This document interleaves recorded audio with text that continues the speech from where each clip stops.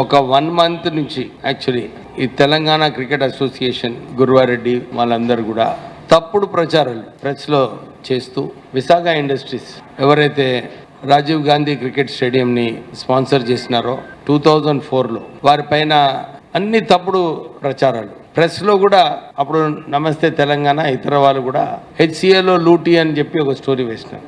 మేము వారికి నోటీస్ ఇచ్చాం, డిఫమేషన్ నోటీస్ కూడా ఇవ్వడం జరిగింది. ఎందుకంటే ఫ్యాక్ట్స్ ఏమున్నాయంటే అప్పుడు ఆ రోజులలో క్రికెట్ అసోసియేషన్లో పైసలు లేవు, స్టేడియం కట్టాలి. అప్పుడు రాజశేఖర్ రెడ్డి గారు ఉన్నప్పుడు మా అన్న వినోద్ గారు వారు మాట్లాడి ఆ రోజులలో ల్యాండ్ కూడా హైదరాబాద్ క్రికెట్ అసోసియేషన్ కి ఇప్పించడం జరిగింది. శివలాల్ యాదవ్ గారు సెక్రటరీ ఆఫ్ ద అసోసియేషన్ ఉండే చాలా చోట్ల తిరిగారు, ఇంక్లూడింగ్ మీటింగ్ సోనియా గాంధీ గారు ఆ రోజులలో 2004లో యూపీఏ ప్రభుత్వం ఉండింది. ఎవరైనా స్పాన్సర్ వస్తే బాగుంటుందని చెప్పి ఆ రోజులలో ఇండియన్ ఆయిల్ కార్పొరేషన్ నుంచి నిధులు తేవడానికి ట్రై చేయడం జరిగింది. కానీ ఎక్కడ సక్సెస్ఫుల్ కాలేదు. అప్పుడు శివలాల్ యాదవ్ గారు మా నాన్నగారు కాకా వెంకటస్వామి గారి దగ్గరికి వెళ్ళి ఈ సిటీలో ఒక మంచి స్టేడియం ఉంటే బాగుంటుంది, మీరు మీ కొడుకుకు చెప్పి విశాఖ ఇండస్ట్రీస్ ని స్పాన్సర్ చేయమని చెప్పి కాకా వెంకటస్వామి గారిని వారు రిక్వెస్ట్ చేయడం జరిగింది. కాకా వెంకటస్వామి గారి ఆదేశాల ప్రకారంగా విశాఖ ఇండస్ట్రీస్ కూడా ఏదో మంచి స్టేడియం వస్తుందని చెప్పి స్పాన్సర్షిప్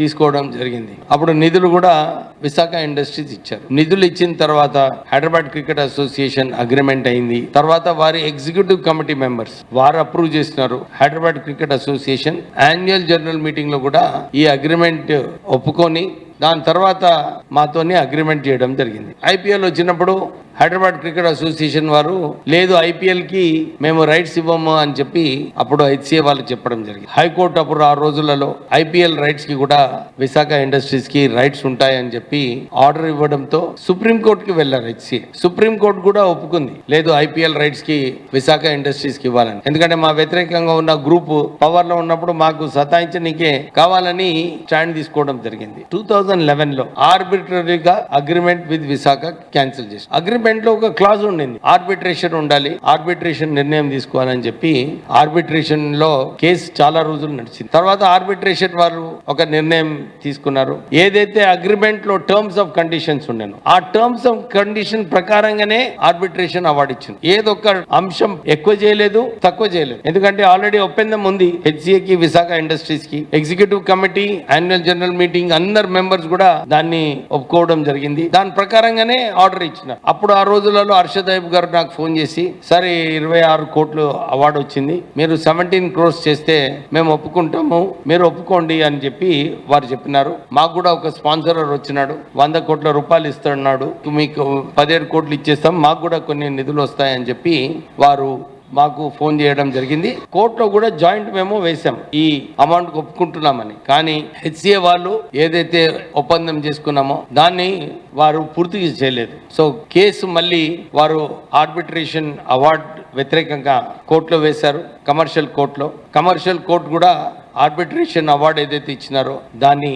ఫేవర్ లో ఆర్డర్ పాస్ చేశారు. తర్వాత మళ్ళీ హెచ్సిఏ హైకోర్టుకు వెళ్ళింది. హైకోర్టుకు వెళ్ళి కూడా దీని వ్యతిరేకంగా తీర్పు ఇవ్వాలని చెప్పి పిటిషన్ వేయడం జరిగింది. హైకోర్టు కూడా హెచ్సిఏ వ్యతిరేకంగా Visakha industries in favour high court order ఇచ్చింది. తర్వాత వాళ్ళు సుప్రీంకోర్టుకు వెళ్ళినారు దీని వ్యతిరేకంగా. సుప్రీంకోర్టు కూడా మీరు అగ్రిమెంట్ చేసుకున్నారు, మీరు అగ్రిమెంట్ ప్రకారంగా మీరు తీసేయాలన్నప్పుడు మీరు వారికి రైట్స్ ఇవ్వాలి. 15 సంవత్సరాలు మీరు రైట్స్ ఇవ్వలేదు, ఎందుకంటే క్యాన్సిల్ చేసినారు కదా 2011లో.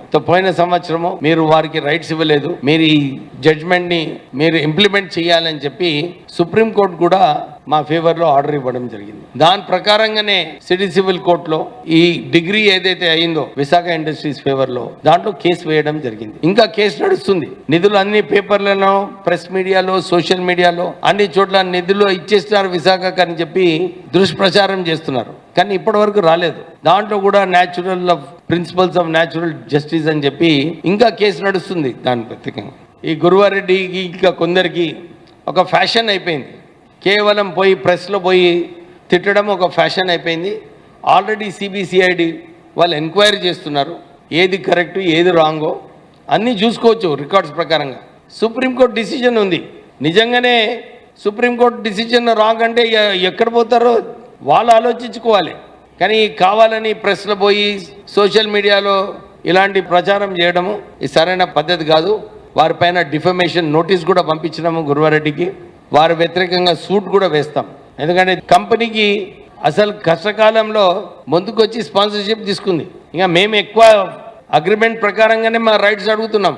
మాకు ఎట్లయితే రైట్స్ ఇచ్చున్నారో ఇతర స్పాన్సర్స్ కూడా ఇచ్చారు. బికాజ్ వీఆర్ ఫస్ట్ స్పాన్సర్, మా రైట్స్ డిఫరెంట్ ఉంటాయి వేరే కన్నా. అంటే అప్పుడు ఎవరు లేరు కదా.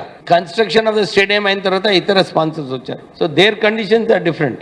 ఎవరు కూడా అందరూ విశాఖ ఇండస్ట్రీస్కి అవార్డు వచ్చిందని చెప్పి ప్రెస్లో రాస్తున్నారు. కానీ మాకు 15 సంవత్సరాలు ఏదైతే మా అడ్వర్టైజ్మెంట్ రైట్స్ పోయినాయో, మా రైట్స్ ఏదైతే కూలిపోయినాయో దాని గురించి ఎవరు మాట్లాడటం లేదు. మాకు ఇవ్వాలి కదా మా రైట్స్. It's a agreement. ఫ్రీగానైతే లేదు కదా. ఇట్స్ అ స్పాన్సర్షిప్ మీనింగే అది. మీరు ఇన్ని నిధులు ఇస్తే మేము మీకు ఈ రైట్స్ ఇస్తామని చెప్పి ఆ meaning of sponsorship is that. So వీళ్ళు ఎంత దుష్ప్రచారం చేసినా కానీ మళ్ళీ నిన్న మంత్రి గారు కంపెనీలో తీసుకుంటున్నారని చెప్పి అదొక హెడ్లైన్స్ న్యూస్ పేపర్స్లో. నేను రిక్వెస్ట్ చేస్తున్నాను న్యూస్ పేపర్స్ కూడా ప్లీజ్. ఎందుకంటే మేము ఆల్రెడీ సఫర్ అయినాం దీంట్లో. మా మీద తప్పుడు వార్తలు వారు ప్రెస్లో మాట్లాడినప్పుడు మీరు ప్రశ్నించాలి వాళ్ళని. వారికి యాక్చువల్లీ టీసీఏకి ఏం వస్తున్నాయా? వారు సంస్థ నడిపించుకుంటున్నారు. చాలామంది మంత్రులు, ఫార్మర్ మినిస్టర్స్ అందరు కూడా టీసీఏకి బ్యాకింగ్ చేస్తున్నారు. నేను ఇదే ప్రశ్నిస్తున్నాను టీసీఏకి మాకేం వస్తా? అదిగాక నేను విశాఖ ఇండస్ట్రీస్ ద్వారా ఇప్పటి వరకు 3-4 టోర్నమెంట్స్ మేము డిస్ట్రిక్ట్ క్రికెట్లో మేము స్పాన్సర్ చేయడం జరిగింది. ఎవరు కూడా చేయలేదు. మొత్తం ఇంటర్ డిస్ట్రిక్ట్ టోర్నమెంట్సే మేము పెట్టినాము. నేను ఇంతకుముందు కూడా అనౌన్స్ చేసిన ఈ నిధులు ఏదైతే వస్తాయో ఇవి కూడా మేము క్రికెట్ కోసమే ఖర్చు పెడతామని చెప్పి నేను అనౌన్స్ చేసిన 3-4 సార్లు. దాని గురించి ఎవరు మాట్లాడటం లేదు. ఇప్పుడు కూడా ఏదైతే నిధులు వస్తాయో డెఫినెట్లీ మేము క్రికెట్ కోసం వాడతాము. అండ్ రూరల్ క్రికెట్ ఎస్పెషల్లీ మేము ఇండిపెండెంట్లీ కూడా రూరల్ క్రికెట్కి ప్రమోట్ చేయడానికి మేము డెఫినెట్లీ స్పాన్సర్ చేస్తాము. అండ్ ఏదైతే హైదరాబాద్ క్రికెట్ అసోసియేషన్ అన్నా, టీసీఏ అన్నా, వారి సంస్థలు ఉన్నాయి. వాళ్ళు they are free to manage their own affairs. Thank you.